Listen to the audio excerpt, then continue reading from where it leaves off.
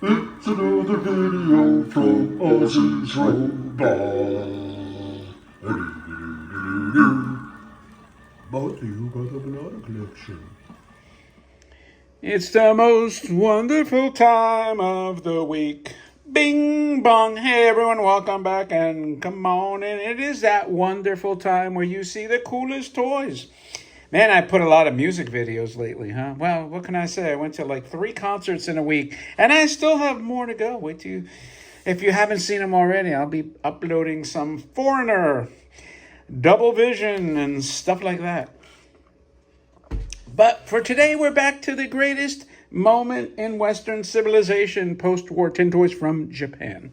And as always, before we get rolling, if it's morning and you're waking up and yawning and rubbing the Sandman out of your eyes, grab your steaming, sweltering, smoking, delicious cup of coffee, stir it, clank it, take a sip like I'm about to do on my tea from the Loop. Woo, that's some good tea. Mildly sweet, too. Not too sweet. Anyway, if you're focused and paying attention now, I have, believe it or else, likely one of the rarest space toy boxes ever.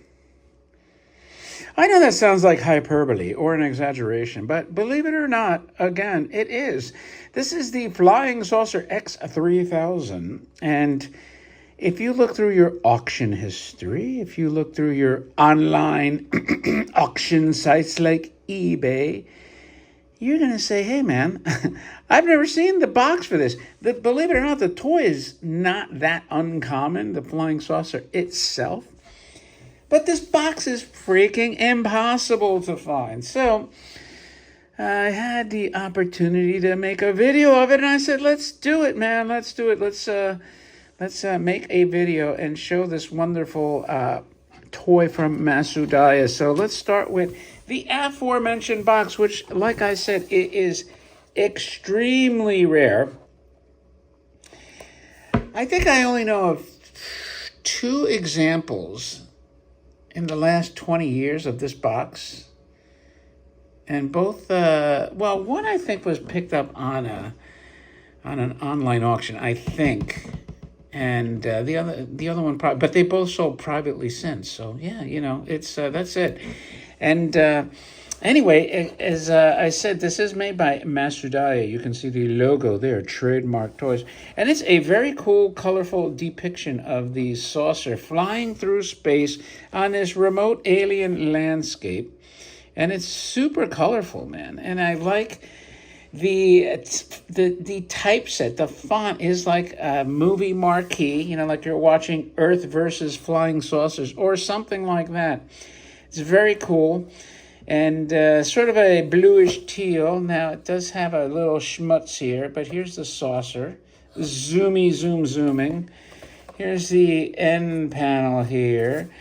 Here's the tape. I don't know why there's tape here, but I can get this tape removed, I suppose. And then here's the other end panel. I mean, this is very brittle, so if I took it to the restore, they would fix it like that, make it look super pretty. And by the way, this toy was 69 cents. 69 cents, and now it costs a whole heck of a lot more than that. How much more? I don't know, maybe 1,000 times more? Maybe more than 1,000. That's a lot more. So anyway, this is your cool box. And as for the toy, I mean, it's believe it or else, once again for the 3rd time, this is a fairly accurate depiction of the toy on the box. The only thing that they didn't really quite get good, in my opinion, is the tail end here, which is hidden by the big fins on the box here, because you do have these fins that hide it. But this is where the cool astronauts are hiding. Look how many astronauts you got there. You got an astronaut there, an astronaut there, an astronaut there, and another one there. So you got 4 astronauts piloting this thing. Maybe they were stuck on the space station until the SpaceX rocket went and grabbed them. But again, very cool and colorful. These remind me of those handles you turn like on a submarine or a ship to lock, to make it watertight, like the airlock handles. And they're pretty cool. They put like 4 of them in there. It's kind of strange, but I guess this is their airlock, right? Because that's the bubble. And then from there, they must travel underneath some gangway and end up over here. And underneath the toy, you got this going on. You got your logo. You got a wheel here. You got all the jets or the rockets firing simultaneously. And there it's telling you, in case you don't know, it's a flying saucer. And it's the X-3000. And this is actually, and I've seen this toy a few times. This is stamped made in Japan. Now, some of them I've seen stamped, some of them I've seen unstamped. But you do have the logo here. So it doesn't really matter if they stamped it or not. And then you got some portholes down there.